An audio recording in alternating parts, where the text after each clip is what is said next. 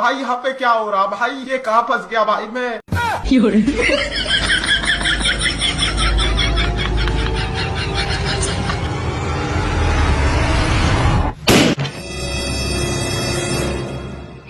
लेकिन एक सेकंड এটা বার কর, তুই টিয়া পকেটে পরে কিলে বলি দে বার কর, তুমি দে। এই টাকাটা যে লই যে পট করে পকেটে ঢুকেলি, এই টাকাটা কার হইতে পারে কত?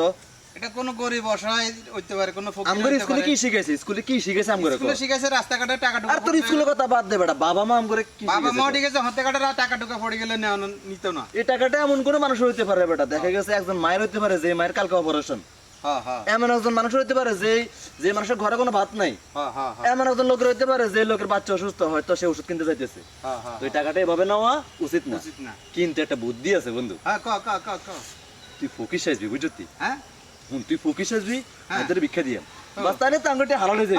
হ্যাঁ।